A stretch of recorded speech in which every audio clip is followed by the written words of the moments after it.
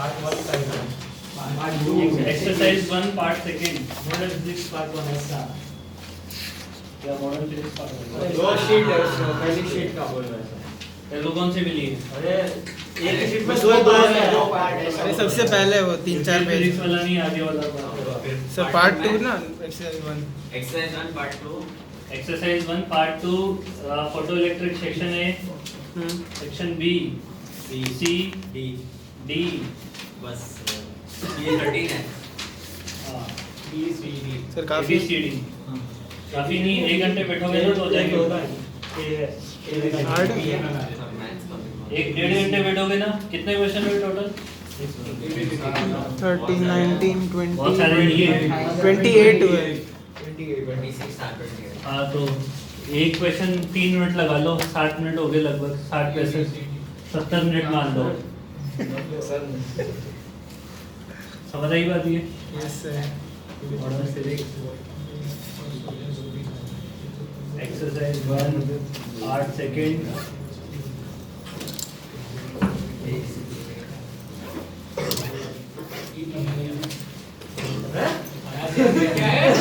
क्या ये गलत है ई नहीं हो रहा है में तो और 7 है।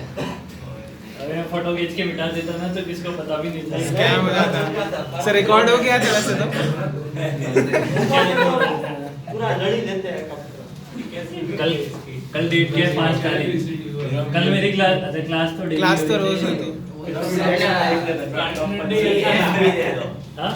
सर एक दिन एक्स्ट्रा दे पर ईएफ दोनों कर लेंगे। भरोसा नहीं है तुम पे।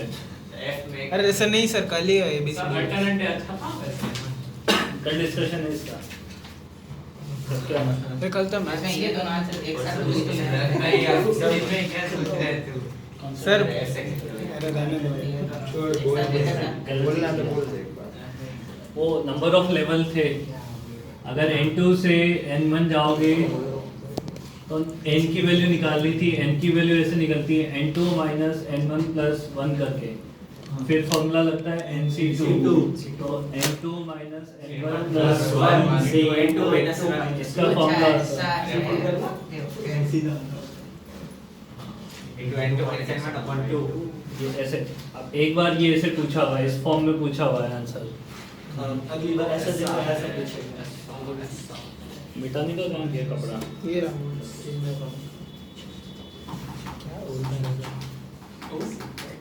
टेस्ट की तैयारी कर रहे हो कि नहीं कर रहे हो? हां सर हाँ कल फिजिक्स ही पढ़ा आज भी पढ़ा मॉडर्न फिजिक्स के टेस्ट थे सुने टेस्ट की तैयारी कर लेना। टेस्ट में क्या सर चैप्टर 4 आ रहा है या सिर्फ वो Modern physics 5 वाला 5 सिर्फ अभी तुम्हें और मैग्नेटिज्म अगले साल में समझ आएगा क्या मैग्नेटिज्म क्या होता है। दोनों होता है 3 बार तो टेस्ट हो गया इसका, दोनों हो सकता है। मैग्नेटिज्म पढ़ लिया पूरा बढ़िया पूरा।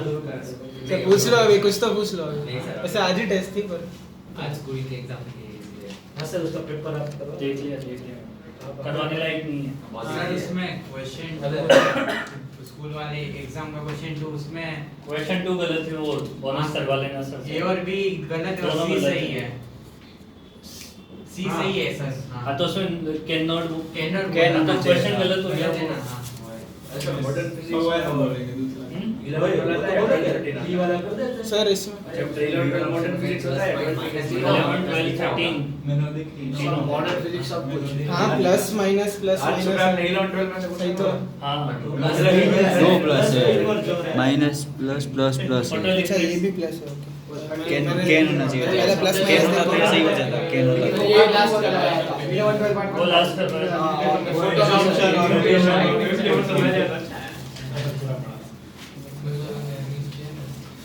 वो क्वेश्चन लिखवा दिया था कि इसके बाद क्वेश्चन लिखो an atom is excited up to third excited state. Sir एक सेकंड जल्दी जल्दी।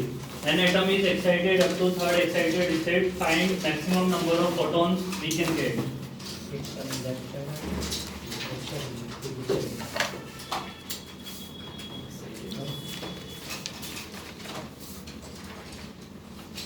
An atom is excited up to third excited state, find the maximum number of photons we can get। Sir 1 से 3rd पे ना ये भी बोला third excited ground state state बोला से है, ग्राउंड स्टेट से वो मेरे को नहीं पता है क्या होता है, तुम्हें पता होना चाहिए। अरे पर ग्राउंड स्टेट से ना Find maximum number of find maximum number of photons we can get, 6 है ना। क्वेश्चन लिख लिया जाए तो फिर चलो क्वेश्चन लिखी ना लिख। पहले सोच रहा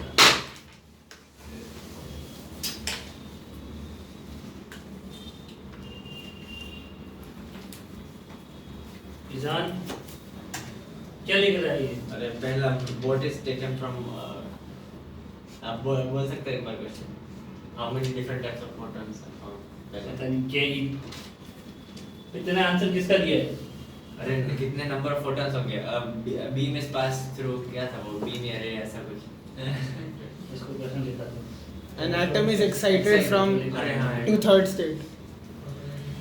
थर्ड एक्साइटेड स्टेट का मतलब क्या होता है? फोर्थ है कहाँ से होती है? ग्राउंड स्टेट से। तो पूछ क्यों रहा था? अरे मुझे लगा एंड मुझे फोर्थ तो तक। तेरे को पता था, मैं पूछ क्यों रहा था फिर? अरे मुझे कंफ्यूजन था पहले।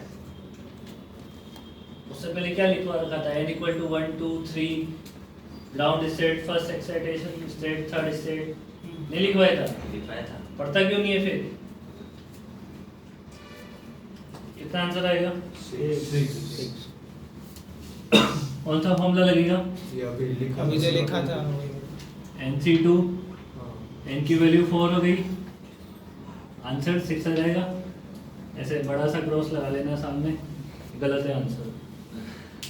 लिखो आंसर पूरा लिखो, क्रॉस लगाओ उसे, स्टार मार्क लगाना क्वेश्चन पे।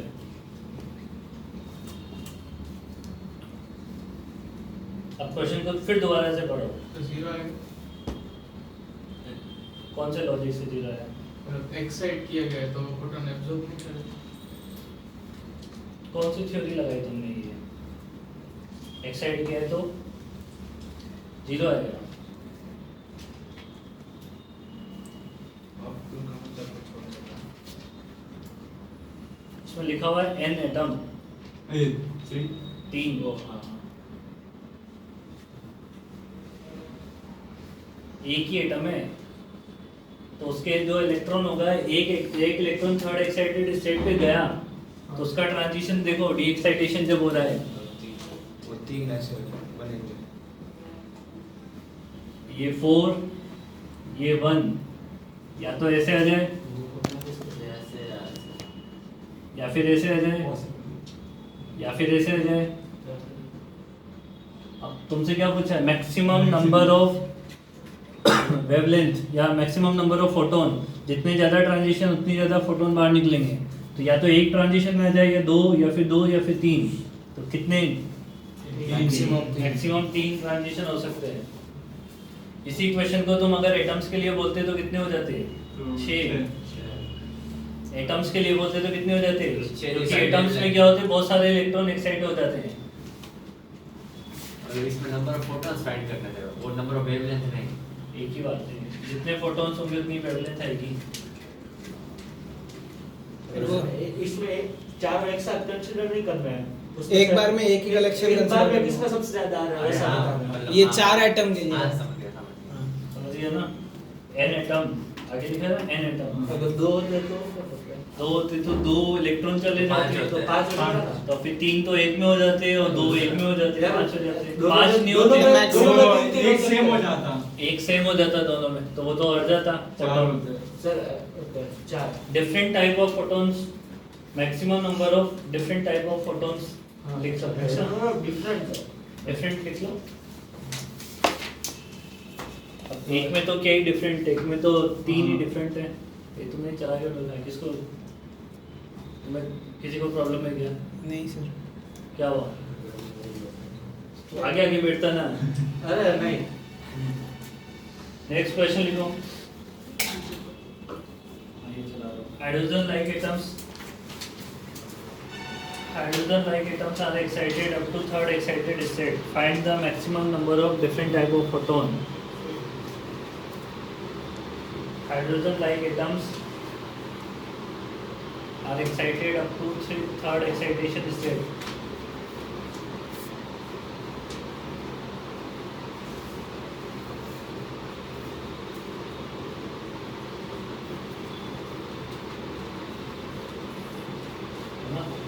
Find the maximum number of different type of photons we can get. इसमें से अच्छे आएगा आंसर। अब एटम से ना अच्छे आंसर आएगा।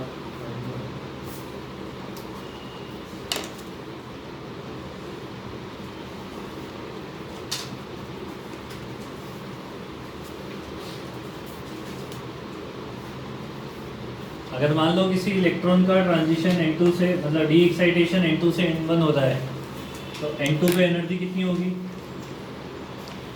-13.6 N2 square में Z Z is Z square में N2 square। निशान पढ़ना स्टार्ट कर दे बेटा, तेरा कंफ्यूजन तेरे को ले डूबेगा कभी। तो पढ़ता अच्छा है ये तो सब बोलते हैं, पर तेरे में कंफ्यूजन बहुत ज़्यादा है। समझ आ गई बात ये?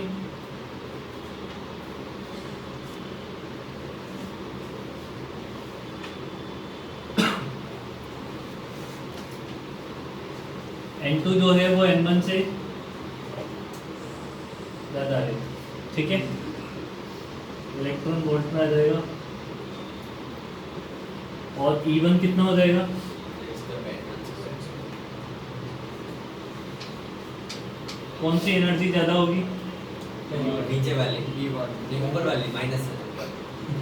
मैग्नीट्यूड थोड़ा लाइक एक सेकंड का सोचने का टाइम ले लिया था ना, 1 सेकंड का ले लिया था कि मैं क्या बोलना चाह रहा हूँ, ठीक है। कौन सी एनर्जी ज़्यादा होगी? मैग्नीट्यूड वाइज उसके हाँ विद साइन बताओ। ऊपर वाली जैसे जैसे ऊपर जाते हो एनर्जी क्या होती है? बढ़ जाती है। मैक्सिमम एनर्जी कितनी हो जाती है? 0। तो अपने को ऊपर से नीचे ट्रांजिट करना है ना, तो डेल्टा E जो मैं निकाल रहा हूँ वो पॉजिटिव निकालूंगा, तो E2 माइनस E1 मतलब ये एनर्जी क्या हो गई? बेसिकली रिलीज हो गई, ठीक है। तो E2 माइनस E1 करोगे तो ये कॉमन ले लो, 13.6 1/n1 square minus 1/n2 square electron volt, sorry Z square electron volt. अब इसको ऐसे याद कर लो, डेल्टा ई जब भी आपको केमिस्ट्री में या नेगेटिव आता है शायद, तो बेटर ये है कि इसको ऐसे याद रख लो, डेल्टा ई इक्वल टू जब आप पॉजिटिव निकालना चाहोगे ना तो ये छोटा एन है, तो ये पॉजिटिव आएगा। तो ये हमेशा पॉजिटिव आपको आंसर देगा और कंफ्यूजन भी नहीं रहेगा उसमें, फिर किस में से इसको माइनस करना है, ठीक है। ये जेड स्क्वायर इलेक्ट्रॉन वोल्ट में आगे बस रहे। अब ये जो एनर्जी डी एक्साइट हो रही है वो किसके फॉर्म में हो रही है? एससी बाई लैम्डा की फॉर्म में। फोटोन को ही तो मिलती है एनर्जी, इसको क्या लिख सकते हैं? 13.6 1/n1 square minus 1/n2 square into Z square electron volt. यहाँ से इसका डिवाइड कर दो,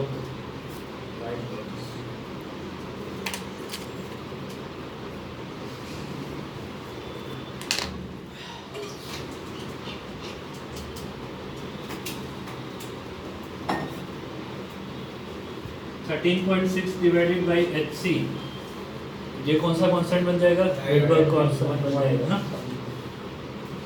तो ये RCH की वैल्यू 13.6 इलेक्ट्रॉन वोल्ट में होती है। RCH ऐसे लिखूं पहले, R जो होता है वो 13.6 डिवाइडेड बाई HC के बराबर होगा। ओके इसको सोल्व करो, कितना आ रहा है ये? 13.6 डिवाइडेड बाई H की वैल्यू 6.6, 2 3 था 3 4 था 6 आपने 6 to 6 What is it? 6 to अरे वो 6 तो गूगल पे 6.6 to 6 ही है 2 6 10 raised to power minus 34 3 into 10 raised to power 8 इसको सोल्व करो, कितना आ रहा है? 1.09 into 10 raised to power plus 7 आएगा, प्लस 7 है। करना सोल्व कैलकुलेटर से कर लो, आना तो वही चीज़ है। ये अलग है ना, मतलब ये हाइड्रोजन लाइक एटम के बाद ये लिखना है ना। हाँ हाँ, ये अलग से टॉपिक चालू हो गया अभी। टॉपिक का नाम कुछ वो कुछ नहीं है, एनर्जी कैलकुलेशन ये बेसिकली है। ये इलेक्ट्रॉन वोल्ट में 0.6 into 10 raised to 20. कन्वर्ट नहीं करना पड़ेगा करेंगे ना? हाँ? ये कितना आ रहा है? 0.6 into 10 raised to 20. उसमें इलेक्ट्रॉन वोल्ट 1.6 into 10 पर क्या कुछ गड़बड़ कर दिया क्या मैंने? हाँ सर 1.09 के अच्छा ये इलेक्ट्रॉन वोल्ट में था। हाँ ये 1.6 into 10 raised to power minus 19। अब निकालो ये कितना आ रहा है? ये 1 something आ रहा है. हाँ 1.09 आ जाएगा। ये 1.09 into 10 raised to power 7 आएगा मीटर इनवर्स में। ठीक है, तो R की वैल्यू हो गई कितनी? 1.09 into 10 raised to power plus 7। हाँ, ये तो मीटर इनवर्स में हो गया। अगर इसे एंगस्ट्रॉम में ले जाना है तो R equal to 1.09 into 10 raised to power minus 3 यानी एंगस्ट्रॉम इनवर्स में चला जाता है। तो अब यहाँ से दो बातें हो गई हमारे पास। एक तो RCH की वैल्यू 13.6 इलेक्ट्रॉन वोल्ट हो गई।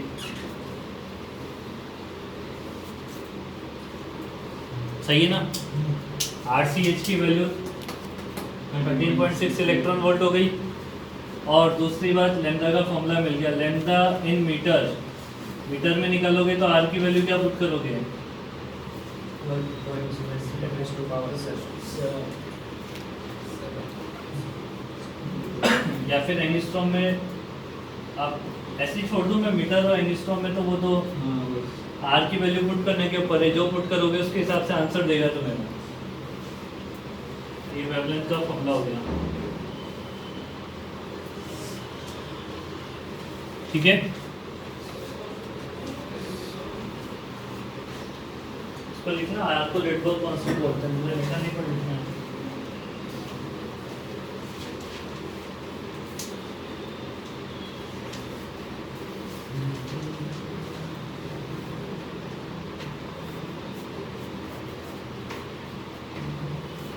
कल क्या किया एग्जाम से? कल क्या किया इधर पे?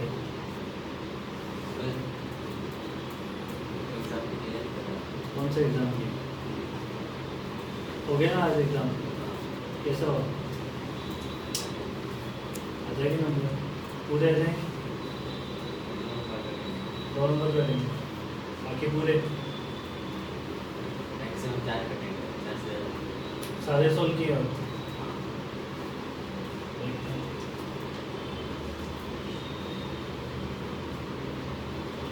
तेरा तो सेकंड वाला क्वेश्चन डाउट नहीं था तेरा? उसमें वो पता चल गया था कि एक सही था एक गलत था, ऑल ऑफ दिस में नहीं आ सकता और मैंने बी ऑप्शन टिक किया, ए वाला नहीं किया। अच्छा, और एक और भी तो गलत था, जो अप्रोक्स। फिर इसमें 1.6 को 1.5 लेना है, किसी ने बताया नहीं था। वो बॉन्ड आउट, मैंने सर को बोला कि इसमें Radius आंसर आ ही नहीं रहा। वो अप्रॉक्स 20 MV by QV करके करना था ना, और रेडियस हाँ। तो वो मैंने किया था, कितनी बार किया। ओ आ ही नहीं रहा था, मैच हाँ, फिर मैंने वो छोड़ ही दिया। दूसरा वही वो सर ने बोला approximate कर लो। नहीं हो दूसरा सकता। अटेम्प्ट के लिए वो सही किया फिर ये, वरना मेरा हाँ, एक सही तो भी होता 28 का ऑप्शन था। अच्छा ऐसे था ना, कितने अटेम्प्ट करने थे?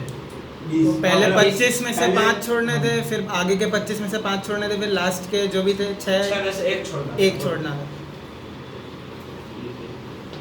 सर से बोलता है मेरे को तो यही करना है, आप इसका आंसर एक चेंज वजह कर उसकी वजह से मैंने एक तुक्का मारा, तो वो गलत हो गया। वो गलत हो गया मेरा एक। वो नहीं है ना इसीलिए। लिख लिया ये? वो ऐसे तो आ रही थी ना. क्या बोला? ऐसे तो आ RCH रही थी ना. हाँ हाँ, ये मतलब इन तीनों का मल्टीप्लाई करने पे ये वैल्यू मिल जाती है, कभी काम आ जाए तो यूज़ कर लेना। अच्छा. लेट्स स्क्वायर बाय स्क्वायर की कोई डायमेंशन नहीं होती। हाँ? लेट्स स्क्वायर बाय स्क्वायर की तो लिखना सारा लिख लिया तेने? मतलब देखा?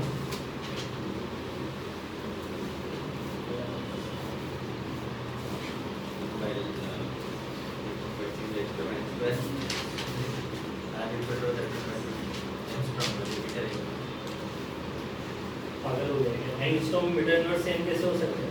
अरे एंगस्ट्रॉम कहाँ है?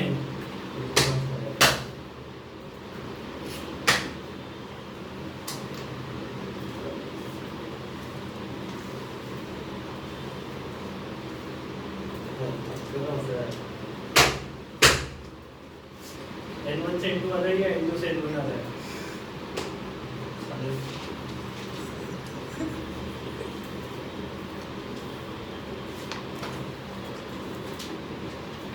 ये लिख तो लेता, आपको क्या बोलते हैं?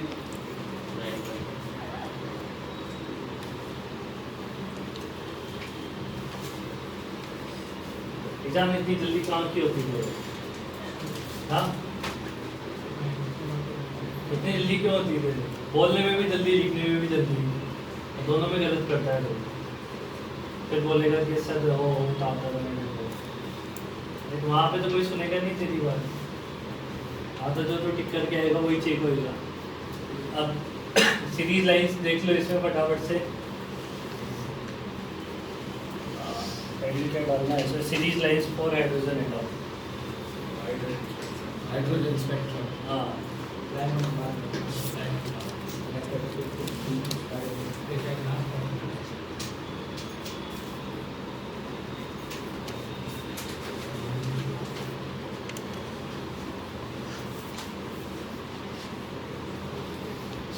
पूरा नहीं बनाऊंगा पर तुम पूरा बनाना। इनफाइनाइट 7 6 5 4 3 2 1।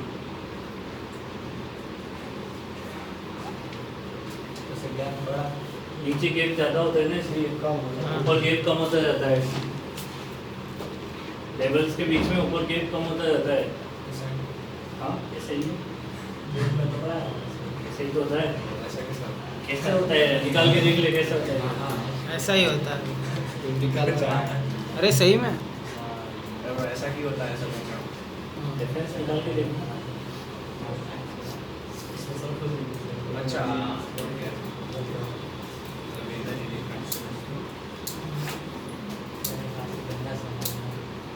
अब एक लाइन ढंग से समझ लो, बाकी सब एक जैसी होती है। तो सबसे पहले n = 1 के लिए क्या होता है? ये लाइमन सीरीज होती है। ये आपकी अल्ट्रावायलेट में रीजन में लाई करती है, ठीक है? अल्ट्रावायलेट रीजन में लाई करती है।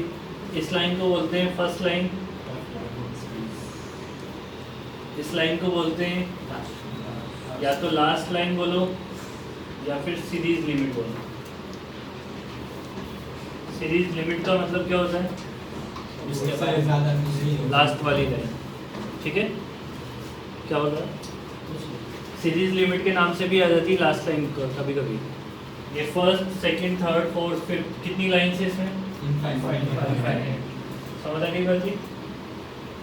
अब अपने को फर्स्ट लाइन की और लास्ट लाइन की वेवलेंथ निकालने को होती है। अच्छा, एक बात और, एनर्जी और वेवलेंथ का रिलेशन क्या है? इनवर्सली, है ना? जितना ज़्यादा एनर्जी डिफरेंस उतनी कम सबसे मैक्सिमम वेवलेंथ कौन सी लाइन के करस्पॉन्डिंग आएगी? फर्स्ट लाइन के करस्पॉन्डिंग। सबसे लोवेस्ट वेवलेंथ किसके करस्पॉन्डिंग आएगी? सीरीज लिमिट के करस्पॉन्डिंग। तो हम मैक्सिमम और मिनिमम निकाल लेते हैं, ठीक है? अच्छा, फिर लाइमन के बाद में कौन सी सीरीज? बाल्मर, फास्टन, रीफंड और उसके बाद हम्फ्री। अपन तो पढ़ते ही नहीं, केमिस्ट्री में जरूर पढ़ने। केमिस्ट्री में भी पी फंड के आगे नहीं पढ़ा, नहीं पढ़ा है? नहीं पढ़ाया होगा। मैं यहाँ पे लिख देता हूँ, एक तो मैं बना देता हूँ पूरी ढंग से, बाकी तुम बनाना पूरी। सर ऐसी जगह कर दूँ? हाँ, कर दे। लाइमन सीरीज कौन से रीजन में लाई करेगी? अल्ट्रावायलेट रीजन में, है ना?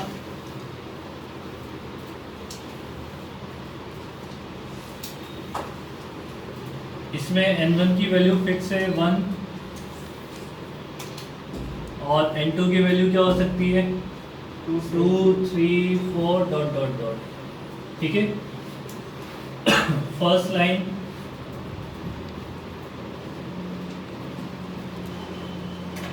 लाइन के लिए n1 की वैल्यू तो 1, n2 की वैल्यू क्या हो जाएगी 2। इसके लिए वेवलेंथ निकालो 1/λ1 इक्वल टू r के टर्म्स में निकाल लेंगे सारी वैल्यू 1/1 का स्क्वायर माइनस 1/2 का स्क्वायर। हाइड्रोजन एटम के लिए निकाल रहे हैं तो z की वैल्यू 1, अदरवाइज आपको z की वैल्यू पुट करनी पड़ती है। 1/λ1 इक्वल टू कितना हो गया 3r/4, तो λ1 की वैल्यू कितनी हो जाएगी, कोई भी एक मेरे को ये वैल्यू कैलकुलेट करवा दो।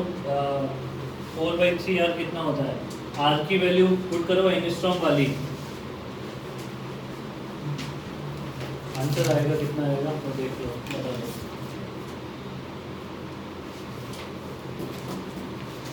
वन 1.09 का 1.2 आएगा।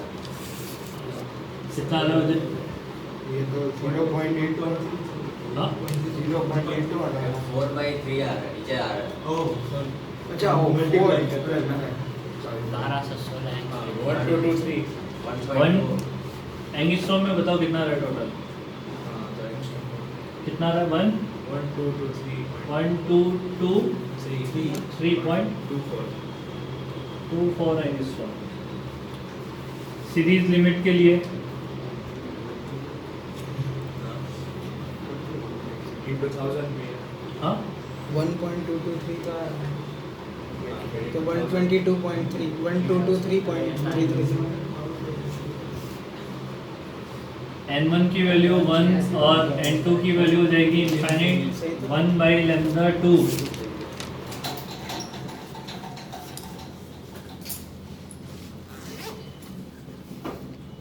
तो ये हो जाएगा r के बराबर, तो λ2 हो जाएगा मेरे पास 1/r के बराबर। ये कितना आ रहा है 917.43। इसका जो वेवलेंथ है वो लाई कर रहा है कहाँ से कहाँ तक,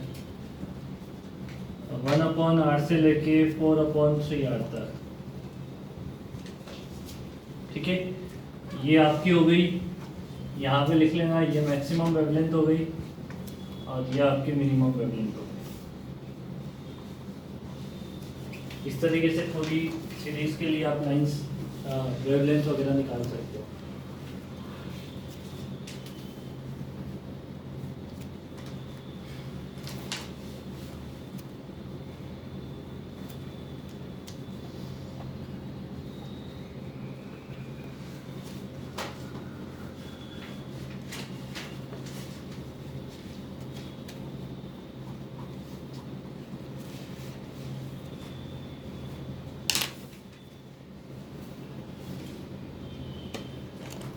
ठीक है, फिर चलें एक डायग्राम भी एक लें।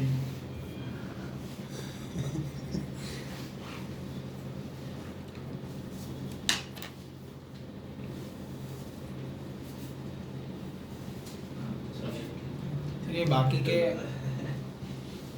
बाल में पाशन वगैरह का हमें खुद ही लिखना है। तुम्हें खुद लिखनी है, बस मैं ये बताता हूँ कि बाद में सीरीज में एक खास बात है, H alpha line H alpha line बनती है उसमें। याद है एच अल्फा लाइन ठोका था उसका लिया था तू नहीं ठोका था, ये लोग ठोके मैं विजिबल रीजन में लाई करती है। इसकी जो वेवलेंथ होती है वो अप्रोक्सीमेटली विजिबल रीजन की होती है। ठीक है, तो तुम निकाल के देखना इसमें, बट मैं एक चीज बता देता हूँ, इसमें जो फर्स्ट लाइन होती है ना, अभी नोट करके आगे लिखवा देता हूँ मैं। फर्स्ट लाइन जो होगी वो n1 इक्वल टू कितना हो जाएगा 2 और n2 इक्वल टू कितना हो जाएगा 3। इसके लिए वेवलेंथ निकालो कितना हो जाएगा 1/λ1 equal to r 1/4 minus 1/9 into 1 square. कितना आ रहा है ये निकालना, कितना पहले तो इसको सॉल्व कर रहे हैं। 36 डिवाइडेड बाई 5r, इसकी वैल्यू निकालो कितनी आती है। इसकी ये मेरे को याद है, अप्रॉक्स 600 नैनोमीटर आती है। हाँ उतनी आनी चाहिए 4000 से 7600 नैनोमीटर आती है आपको। निकाल के देख ले अरे 600 नैनोमीटर एक्सिस पर एंगस्ट्रॉम। 6605 6605 पॉइंट कितना है 50 एंगस्ट्रॉम। ऐसे लास्ट लाइन के लिए भी निकलना, बट एच बार्मर सीरीज में एक खास बात है, इसे एच अल्फा लाइन बोला जाता है, एच लाइन बोला जाता है। और फर्स्ट लाइन को क्या बोलते हैं? H alpha line. इसको क्या बोलते हैं? H alpha. H alpha line. यानी अभी नीचे यहाँ पे लिखवा देता हूँ, जैसे n1 इक्वल टू 2 और n2 इक्वल टू 3, ये कौन सी लाइन होगी? H alpha. और इसको बोलते हैं H alpha line. n1 equal to 2, n2 equal to 4, ये सेकेंड लाइन हो गई। इसको बोलते हैं एच बीटा लाइन। बाकी के लिए नहीं होता है, एच अल्फा एच बीटा ही होता है। बाकी हो सकता है गामा वगैरह, पर नहीं होता है। इसके नाम है एच अल्फा एच बीटा, दे दे तो समझ जाना कौन सा ट्रांजिशन चल रहा है। तुमसे अगर ऐसे पूछे कैसे पूछे प्रशांत, पास्चन सीरीज की थर्ड लाइन का ट्रांजिशन क्या होगा?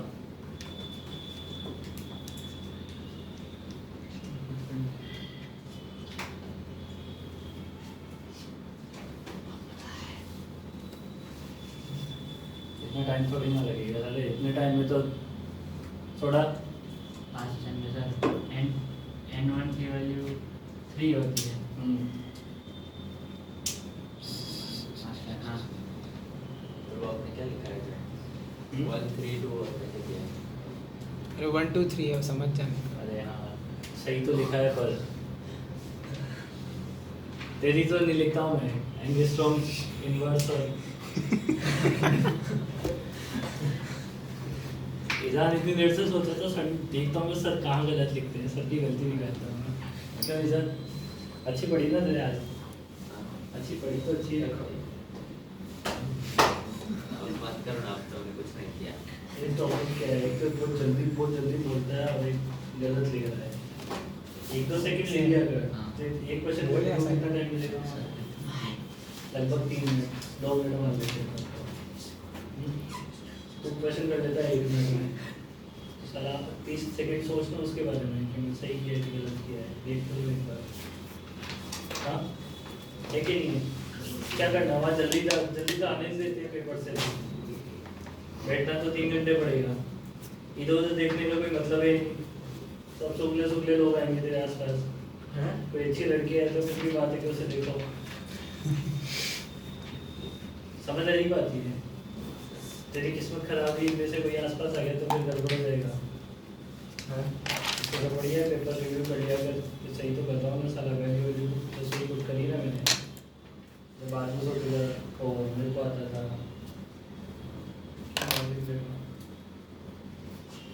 देख लिया क्या? यस सर, 1 मिनट ये बाल में बोल रहा हूँ।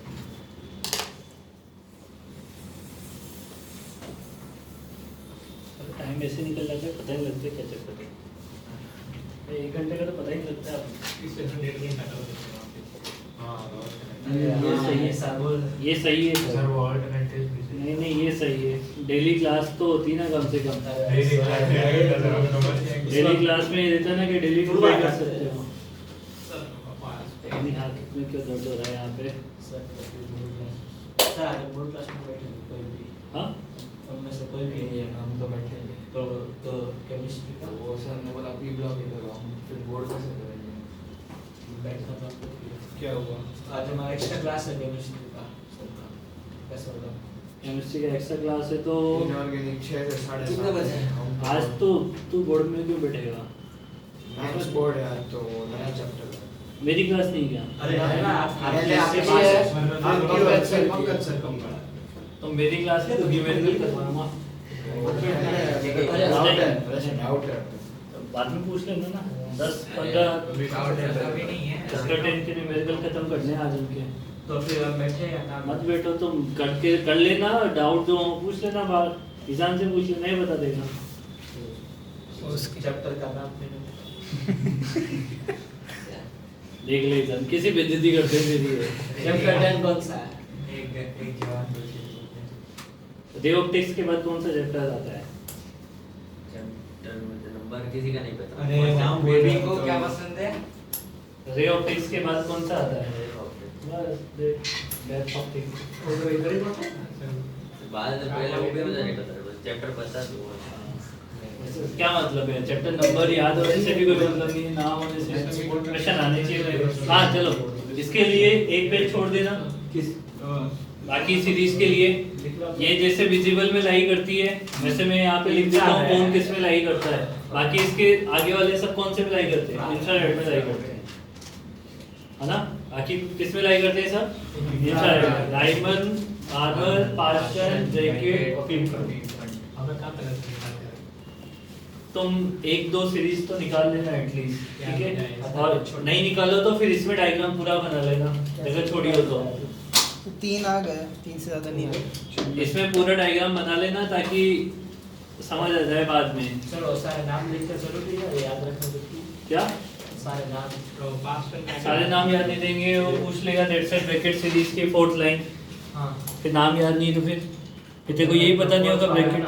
हाँ हाँ, तो ये पता तो होना चाहिए ना, पहला दूसरा तीसरा पे कौन होता है, ठीक है? कितने पेज छोड़ना है बाकी? एक पेज छोड़ते हैं अपने हिसाब से। क्वेश्चन लिखो, in the hydrogen atom second line of Lyman series, second line of Balmer series. अच्छा एक बात और ध्यान देना, कभी कभी वो हाइपोथेटिकल बना सकता है क्वेश्चन को। हाँ,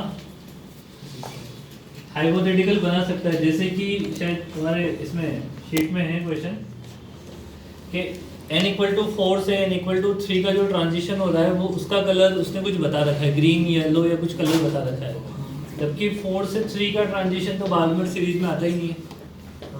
4 से 3 का ट्रांजिशन अगर बार्मर सीरीज में आता ही नहीं तो उसके कलर कैसे दिखेंगे आपको? विजिबल ही नहीं होगा। विजिबल ही नहीं है वो तो, बट उसने बोल रखा है हाइपोथेटिकल है, तो फिर आपको उसके अकॉर्डिंग चलना है। समझ गए बात? उसमें ये नहीं है कि क्वेश्चन गलत है, उसने बना के दिया है हाइपोथेटिकल, तो आपको उसके अकॉर्डिंग चलना पड़ेगा, ये तो आपको ध्यान रखना। और फिर उसके बाद स्पेक्ट्रम से काम होएगा, स्पेक्ट्रम याद होना चाहिए। ध्यान याद है? इसको मुंह में क्यों ले रहा है? आदत है तेरी, क्या करूं? कौन सा स्पेक्ट्रम मतलब? अबे वो इलेक्ट्रोमैग्नेटिक वेव्स का रेडियो को डालो माइक्रोवेव में, वो लाल हो जाएगा।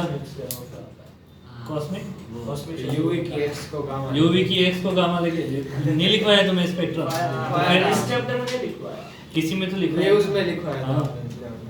नहीं, इधर भी लिखवाया नहीं, होगा। वो तो बोर्ड में लिखवाया था, लेकिन इसमें नहीं। इस चैप्टर में नहीं लिखा है। इस चैप्टर सर ये हर एक स्पेक्ट्रल लाइन तो ये लिख लो। रेडियो को डालो माइक्रोवेव में,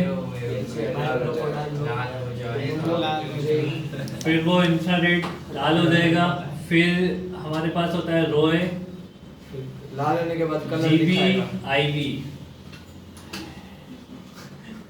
ठीक है? फिर यूवी की एक्स को गामा लेके चला जाएगा। कॉस्मिक क्या आती है इसमें? सबसे रेडियो पे भी आगे वो पढ़ते नहीं है। ऐसे जाओगे तो लैम्डा क्या हो रहा है? मेन काम तो मेन चीज तो ये है, लैम्बडा बढ़ रहा है या कम हो रहा है? फ्रीक्वेंसी बढ़ेगी, फ्रीक्वेंसी बढ़ेगी तो एनर्जी बढ़ेगी। ये लिख लो पहले, इसकी जरूरत पड़ेगी। पूरा हर एक स्पेक्ट्रल लाइन तो यूनिक ही इलेक्ट्रोमैग्नेटिक वेव्स का स्पेक्ट्रम है ये। हर एक स्पेक्ट्रल लाइन तो यूनिक ही होती है, तो वो बाल्मर बोले या कुछ भी बोले, हम उसके हिसाब से एनर्जी तो निकाल ही लेंगे। मतलब समझा नहीं मुझे। अरे वो बोलेगा वो n4 से n3 sorry n is equal to 4 से, वो बोलेगा ब्रैकेट की फोर्थ लाइन। अच्छा तो ट्रांजिशन वो तो ये चाहता है ना कि तुम्हें पता होना चलो चाहिए। ब्रैकेट की -1th लाइन ऐसा थोड़ी बोलेगा वो, मतलब ब्रैकेट की 4th लाइन वो कैसे बोलेगा? और वो हाइपोथेटिकल कैसे होगी? अरे ये सब बोलेगा ब्रैकेट की 4th लाइन का ये कलर है, ऐसा बोलेगा। अरे उसने बोल दिया कि ब्रैकेट की 4th लाइन का कलर ये है, ब्रैकेट में तो कलर ही नहीं होते ना, कलर तो इसलिए वो चार hypothetical होते है, हैं। गलत वो वैसे हाइपोथेटिकल है। मुझे लगा तो कैसा है? मुझे लगा ब्रैकेट में n is equal to 3 से n is equal to 2 ऐसा करके निकाल पहले समझे नहीं तो क्वेश्चन क्या ये बात तो ये ना इसलिए पूछ लिया सर आप कुछ एक क्वेश्चन बोल रहे हो मैं वो बोल रहा था मैंने वो लिखना स्टार्ट किया तो ऊपर लिख लेना कॉलम में सबसे बढ़िया जगह तो वही होती है हेडिंग में लिख दो उसको एक जगह का उसका नाम क्या छत बोलते हैं इसको छत बोलते हैं पता नहीं मेरा कॉलम बोल रहा था हर पेज में होता है हाँ, तो उसको छत बोलते हैं हाँ क्वेश्चन ये in hydrogen atom second line of Balmer series is green colour second line of Balmer series is green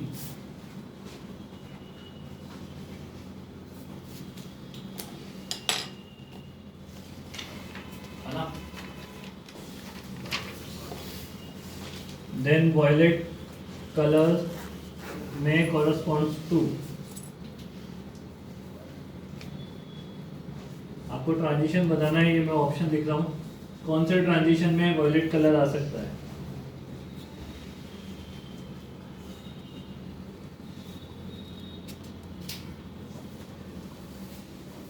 green colour का ट्रांजिशन कौन सा किया है second line of Balmer series मैं बताऊं ट्राई करने दो अगर गलत बात हो उसको जाने का मैं गेस करूं सोच लो अरे सर सोच लिया तो बैठे ना एक सेकंड वॉयलेट कलर का ट्रांजिशन कौन से ट्रांजिशन पे होगा बताओ कम होनी चाहिए फिर ये कैसे करेंगे 3 से 2 होगा हाँ 3 से 2 होगा क्योंकि 5 से 2 में एनर्जी ज्यादा है उसमें वेवलेंथ कम होगी पर वायलेट की वेवलेंथ ज्यादा होती है ग्रीन से उसमें एनर्जी कम होनी चाहिए तो 3 से 2 वॉयलेट की वेवलेंथ ग्रीन से ज्यादा कम होती है वायलेट की कम होती है हाँ कम होती है हाँ वायलेट की ग्रीन से कम होती है वायलेट की एनर्जी ग्रीन से ज्यादा होती है 5 से 2 5 से 2 लेवल से है एग्जैक्टली पूरा ठीक है हाँ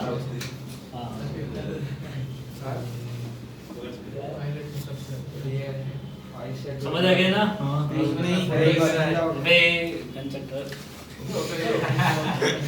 ग्रीन कलर का ट्रांजिशन दिया है ग्रीन से कहाँ जाना है अगर तुम ग्रीन से वॉयलेट जाओगे तो वेवलेंथ क्या हो जाएगी वेवलेंथ कम हो जाएगी तो एनर्जी डिफरेंस क्या हो जाना चाहिए अब ग्रीन कलर कौन सी लाइन का ट्रांजिशन सेकंड लाइन का ट्रांजिशन क्या होता है 4 से 2 वाला ट्रांजिशन है ग्रीन ठीक है तो इससे ज्यादा एनर्जी डिफरेंस वाला ट्रांजिशन कौन सा है ये तो है ही नहीं वो तो बाद 3 से 2 भाई 3 से 2 का एनर्जी डिफरेंस 4 से 2 से तो कम है ये हो नहीं सकता है ये तो यही है ये वैसे ही पॉसिबल नहीं है क्योंकि ये हार्मनी नहीं है तो अच्छा ऐसे हो गया ऐसे सही से वन वाला ट्रांजिशन तो हार्मन का है ही नहीं उसके बारे में क्यों सोचते हैं हाइपोथेटिकल होता तो फिर भी सोचते हैं अभी तो सोचने की जरूरत नहीं है तो 5 से 2 आ गया 5 से 2 का एनर्जी डिफरेंस 4 के 4 से ज्यादा है कम हो जाएगी 4000 वायलेट तो 7000 ऐसा ई ऑप्शन भी होता है 6 से 2 तो क्या करते हैं क्या 6 से 2 एनर्जी डिफरेंस बोला तो ना हाँ पर वो नहीं होता ना सिर्फ दो ऑप्शन एक साथ नहीं हो सकते ना हाँ फिर ठीक है दो ऑप्शन एक 6 साथ से 2 कर देना चेंज बाय 2 उसका रीजन है क्योंकि वायलेट की सबसे कम हो जाएगी बीच में ब्लू और इंडिगो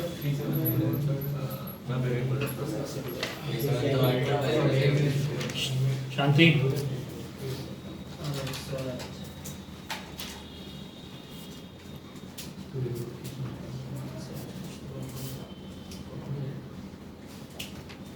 अभी देखो एक नया कॉन्सेप्ट है रिड्यूस मास कॉन्सेप्ट है ना रिड्यूस मास कॉन्सेप्ट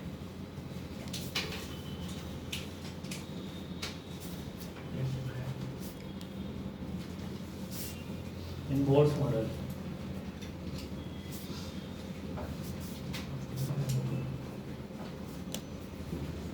होता क्या है इसको समझ लेते हैं ये भी जो है वो हाइपोथेटिकल सिचुएशन है ठीक है हमने ये मान के रखा है जब बोर्ड्स की जितने भी डेरिवेशन आई है उसमें ये माना है कि जो न्यूक्लियस है वो स्टेशनरी है और इलेक्ट्रॉन रिवॉल्व कर रहा है जबकि ऐसा नहीं होता है, ऐसा थोड़ी ना होता है। होता ये है कि दोनों रिवॉल्व करते हैं, बट जो सेंटर ऑफ मास है वो न्यूक्लियस पे ही है वो। बट अगर मान ले कि उसने ऐसा सिस्टम बना दिया जिसमें दोनों का मास कंपेरेबल है या ज़्यादा डिफरेंस नहीं है, तो फिर सेंटर ऑफ मास क्या होगा, आगे कहीं निकल जाएगा, बीच में ऐसे ही होगा ना। तो जैसे कि मान लो ये न्यूक्लियस है, न्यूक्लियस वाला और इलेक्ट्रॉन वाले लिया हुआ है, मास ऑफ न्यूक्लियस और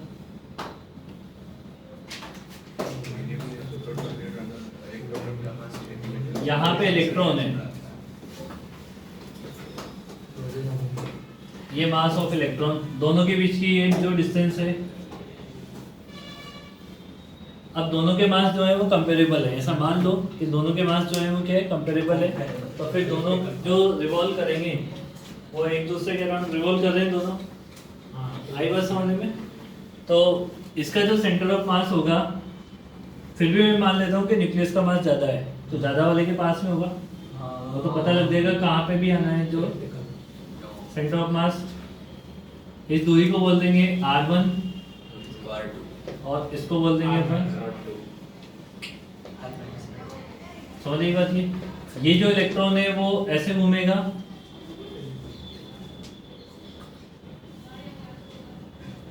आई बात समझने में, और ये जो न्यूक्लियस है वो ऐसे घूमेगा।